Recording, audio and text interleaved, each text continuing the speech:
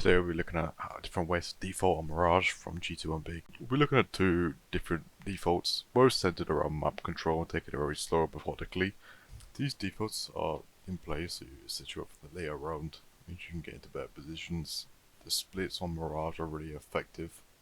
It's putting yourself in the position to split A or B is really nice. You see Almanac here for the top mid Fnatic smoke, for his teammates going out middle. And you'll see that he's also flashing this angle for them. This is the blind NECT's pushing up mid. And he does it as they get out to top boxes.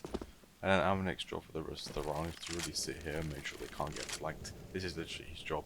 He's not going to take control of the execution space, as G2 are going to go retake this later on as a 3-man squad. His job is really just to make sure that Ents can't get any information that they're not going A, and better yet, make sure they can't get a flank onto them going towards B site. This is pretty much what Almanac does for the entire round. His job is to basically look at these two angles. It's pretty boring, but it's also an essential part of the job. You'll see here that G2 are going to start retaking A, so they can head into the execute. This will be part of most of their defaults when they run this sort of strat, when they only have one player towards A. This is why I'm included in this part in the video, but other than this is when they go into the execute, so the default is over. Nex's job in this run is to make sure Hunter can get trade flagged in underpass and then deny any CT information into apps. As you see in the later round, he will also go into middle and be the lurker. You see here he's just waiting to make sure that Hunter doesn't get attacked or peeked from the underpass position. Now Nex's job is just to hold this thing. He sees the deep smoke, so he's just going to wait passively for a push.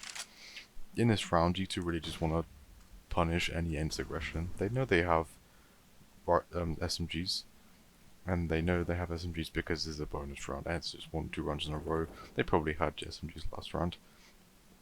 So G2 just run this default to make sure they can punish any really fast aggression coming out from Ents. You'll see that next they will head back to middle and out for the lurker in this late round. He's just retaken the map control that was originally taken from both Kenny S and Jax in the default round. You'll see that they'll met for the top quant smoker game, and now this is when they go into the execute. They're kind of masking this as late mid-round control. As we saw in the previous round, Hunter's job is to make sure he can control this mid area from this underpass position from the bottom mid. So you see the next both Hunter for a flush under to make sure they get any aggressive players. Again, it is thrown because they know that Ents have SMGs. So again, it's a good default to run when you know that this is a bonus round or a force buy. Hunter will wait for his teammates to make sure that there's no aggression bottom, middle or on shore to make sure Hunter can just peek out safely without dying. Because Hunter is going to be the only one holding on to a position in mid here in the late round, as you'll see soon.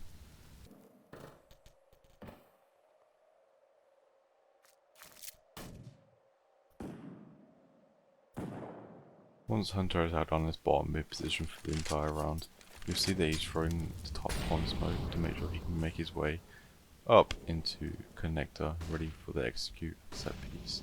You see that off the default, that Hunter's easy to be able to get into con, ready for this A split that G2 are going to throw at Ents. And really that's the point in the default, just to get your players in the best positions possible for the execute later in the round. See Kenny's job here is just to take control of the top middle and make sure that Ents can't have it for free or can't get any info from it for free. You see they throw a flash for Jax to get down to the top boxes, and Kenny will go afterwards as well.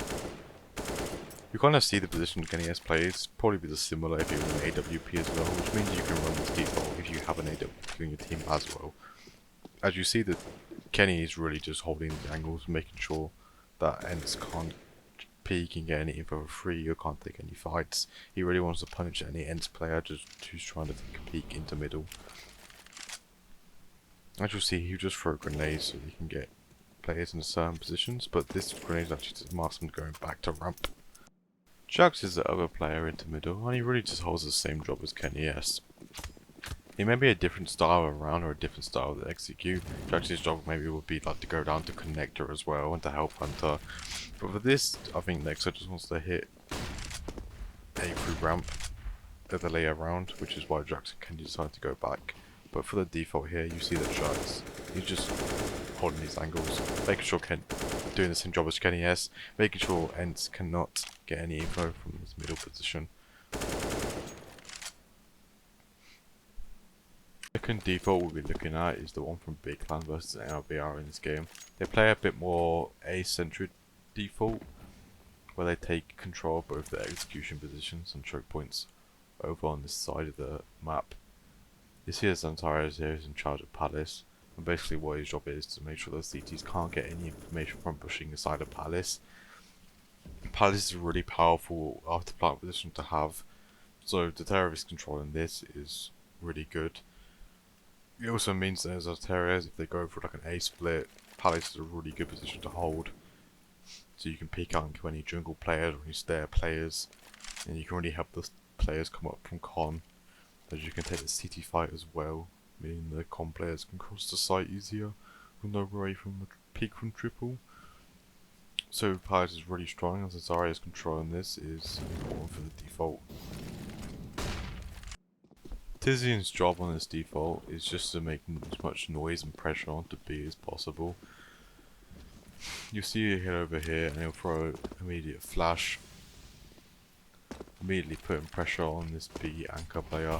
You see there he's already forced a Molotov out from the B anchor, and the smoke and the Molotov from Tizian as well makes the CT use most of their B utility. This makes B side incredibly vulnerable to an execution later round, because MLBR have just used most of their utility on B, and this is the point of the default, right? You get your CT side to use as much utility as possible, and you see Tizian will just check under to make sure he's not being flanked, and then he'll just do his job as watching top apps to make sure the CTs can't re-aggress for any information. And Tizian does a very good job this round on the default, and this is what you want to achieve when you play apartments on a default round like this. Putting the pressure on, forcing out the util, and that's it. Kyo's job is a bit more simple, and he keeps most of his utility up. You see here he'll just be peeking this side of ramp, and he'll usually holding this right side of the smoke to make sure no one's pushing in for information, and just so he can pick up an easy kill if they do the smoke. You see he'll just follow this up with spam just in case someone's playing close, just to deny as many information the CTs can get as possible from playing close. If they're playing close to ramp, they can hear footsteps top mid, palace, ramp, etc. So he just wants to force them off this angle if they are here. Controlling ramp on a default is really important as well, because you always want to have that space to execute.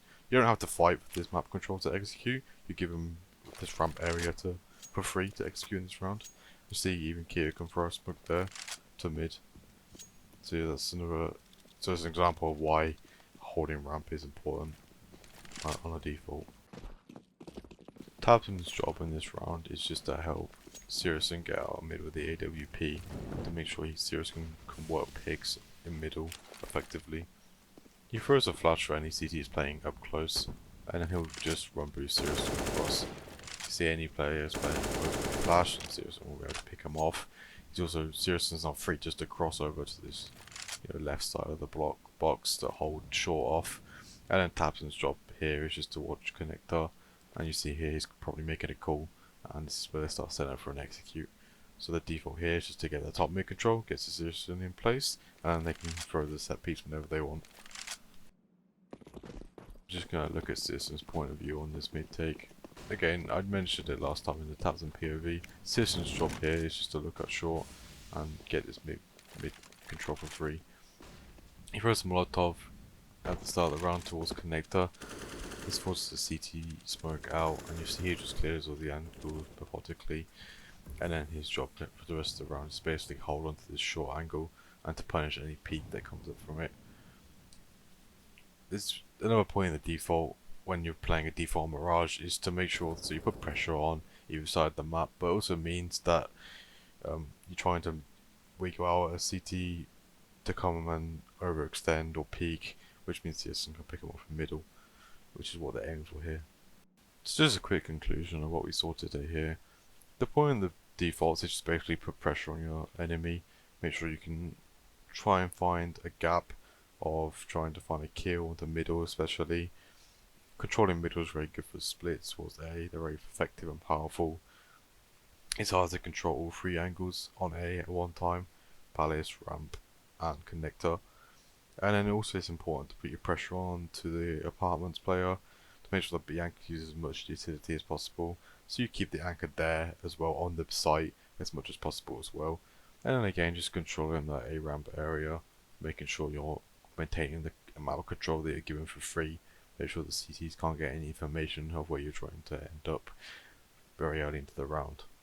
I hope you guys enjoyed this video. You can integrate these defaults very easily into your own game, and from these defaults you can basically call any strat that you want. A splits, B splits, you can go back to A executions, like a full B execution. Yeah, so you can even go back and put a lurk into connector, a lurk into ladder room. So just from these two defaults it's very easy just to mid-round the rest of the round, especially on Mirage.